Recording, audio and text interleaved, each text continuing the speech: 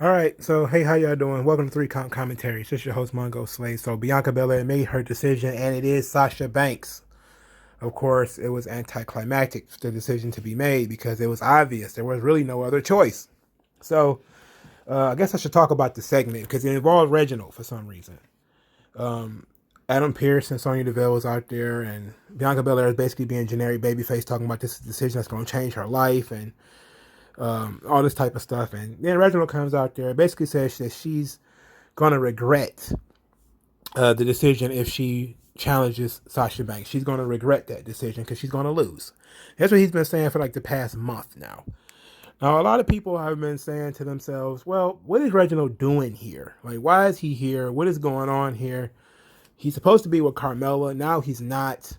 I think that the obvious answer is he is about to join Sasha Banks. I think that's the obvious choice.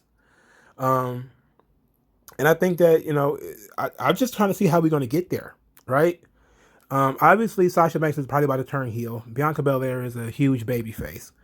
The promo that Sasha Banks cut, where basically she says, "Oh, I told you not to speak for me," and she pushed Reginald by the head, which is, I don't know, the mad disrespectful, very emasculating, I think I would say. But Reginald is supposed to be a tough guy anyway. Anyway, so she basically Sasha Banks talked about, she did the usual. She's the standard. She's the best. She's number one. And then if Bianca wants to be the best, there's only one answer. She has to beat her. And, she's not the EST of WWE because Sasha is the best. So then, of course, Bianca says you're going to eat your words, because, or for starters, she did girl, girl, girl, every week, every week. Anyway, she said that Sasha Banks is going to eat her words because it's going to be the two of them at WrestleMania. Okay, great. Now you have to build heat between the two of them. There's no reason for them to fight other than, hey, I want to be the champion, and you're the champion. Let's fight. So now they've added a third party, being Reginald, to be the guy to get the heat, right? So he's going to be the heat magnet. The only way for this to work is because you still have, 40 days? You could do ye old training videos like it's a Rocky, like it's Rocky, and have them in the gym lifting weights and running up and down flights of stairs. And that might be fun for like 2 or 3 weeks, but it doesn't get us where we want to go. You need to build heat for this. You need to be some emotional investment into this. Outside of, hey, everybody just wants to see the black girls wrestle. There's going to be people who are going to be emotionally invested because of that, right? There's going to be, oh, for the culture, for the culture. Two black girls are going to wrestle in the main event of WrestleMania. And I'll talk about whether this is going to be a main event or not in a minute. So that is not really an emotional thing. That's sort of a wow, that's cool kind of thing. It's cool, like, people get, well, sometimes I guess people do get emotional over the whole racial shit. Like there's people who are crying because of Obama, became president. There's people, of course, MVP cried when he saw Kofi Kingston become the WWE champion. Um, I think that it was mostly because he knew Kofi, I think. So, and knew how hard he worked. But I want some real emotional investment into this match. Like legitimate emotional investment, not some everybody gives them golf claps because it's two black girls doing what anybody can do. I wanted it to be a serious desire to see one person beat the other. And the only way to create that is you've built up Bianca Belair to be one of the biggest baby faces in the world right now. I mean, she's super happy all the time. She's doing all the media stuff. She's even replacing Sasha Banks in some of these media scrums that they've been doing. They pretty much passing a lot of that stuff on to Bianca Belair. She's being groomed to be the one. It's like she's like Neo in the Matrix. She's being groomed to be the one. And they're unplugging her right now, or they're kind of plugging her in right now, rather. So you have to turn Sasha, and turning Sasha is probably going to have to use. They're probably going to use Reginald. Reginald has been out there sort of blowing all this smoke up Sasha Banks' ass, feeding into her ego, talking about how great she is and how she can beat Bianca Belair and all that type of stuff. So the option is that we're probably going to do now. Reginald can turn heel. Well, Sasha Banks can turn heel rather without Carmella turning face, right? It could just be maybe Carmella gets mean or whatever, and she fires Reginald. And that's just, that, is the clean break between those two. And now he can go on to being the handmaid and the purse holder for Sasha Banks.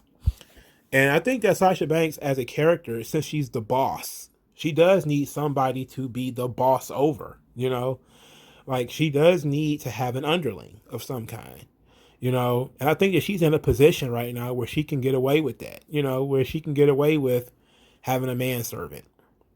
Now, it sucks that she takes Carmella's manservant, because it was Carmella's manservant, but it was okay because it actually helped Sasha Banks, get some heat in a match with Bianca Belair, where it's a situation where Sasha isn't stronger than Bianca Belair. She's not as agile as Bianca Belair, but she is, in most of the categories, size, strength, speed, Bianca Belair is superior to Sasha Banks.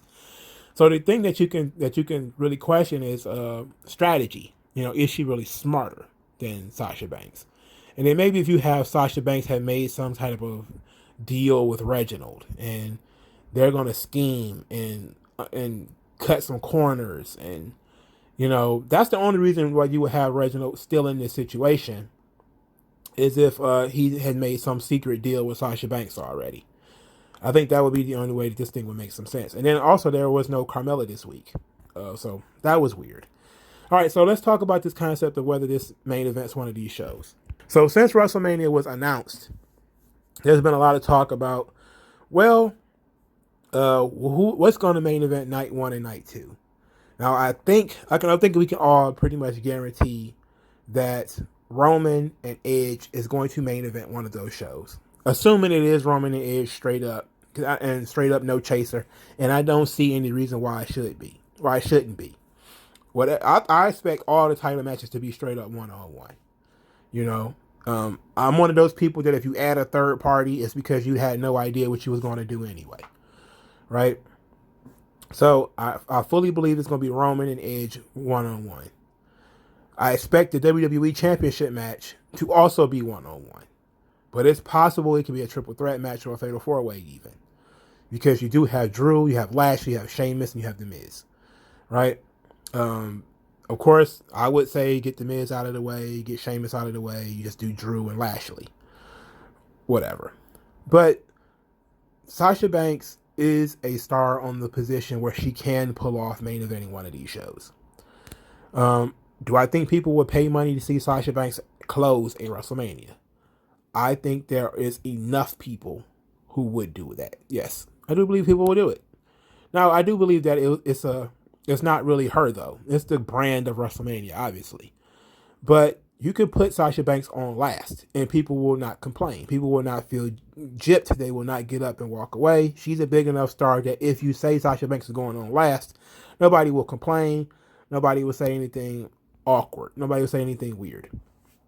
Now, of course, giving Smackdown both main events probably is pushing it. I know some people might say, well, you can't give SmackDown both main events. You may have to do a SmackDown Mania and a Raw Mania, where you have the SmackDown men's match main event one show, but Banks and Bianca have to start the show, meaning they have to be, the first match or somewhere in the middle or the co-main event. I'd say you have to look at how WWE structures their pay-per-views. They typically want to start as hot as possible. And I think that probably outside of putting a world title on the line first, it has to be some kind of gimmick match, ladder match or something like that. So I definitely think that you could probably get away with maybe putting one of the women's titles on the line first. Now the Raw Women's title, no matter who you put, who's going to be in that match, and I'm almost certain it's not going to be Asuka. I'm almost certain it's going to be Charlotte versus Rhea Ripley. And I think if you do that, that match can go on first because it's a work rate match and it's a rematch of the previous WrestleMania, and it should have some pretty decent build going into it because they had that previous match. But I don't think you put Bianca and Sasha on first. I don't see why you would do that. I think that we have, over the course of this run that she's been on, well, she hasn't main evented that many shows because of Roman Reigns. But I think that Sasha Banks has proven herself to be in that upper echelon where she probably can get away with being in the main event of one of these shows. So I think that she's probably going to main event night 1. And I think Roman and Edge should probably main event night 2. Because I think night 2's main event is the draw for WrestleMania, for both nights. And I think that Bianca and Sasha Banks is probably going to main event night 1. Unless, this is just me saying, because there's nothing set for the WWE title or the Raw Women's title, or anything like that. We don't know if NXT is going to be involved or something like that. I'm not saying that NXT is going to close WrestleMania. I'm just saying, we don't know. Like, when you look at the card, where are you going to put what? How many matches are going to be on both cards? We're going to do 16 matches, 8 matches per night, because that's 16, who knows how many pre-show matches are we going to have? We don't know. We don't know yet. So I'm saying, as of February the 26th, it's entirely possible for you to have Sasha Banks versus Bianca Belair as the main event for night 1 of WrestleMania. And I think that it's a match that people will be so into that they will go for it. I think people will be willing to support that idea. But let me know what you guys think in the comment section below. Like this video, share this video, subscribe to the channel. Use the hashtag 3commentaries to support the channel. If you want to send cash, please do via the comments section. Will be the Cash App. $5, $10 to buy me a shawarma. I love shawarmas, and I appreciate you. Thank you for your time, and I'll talk to you guys later.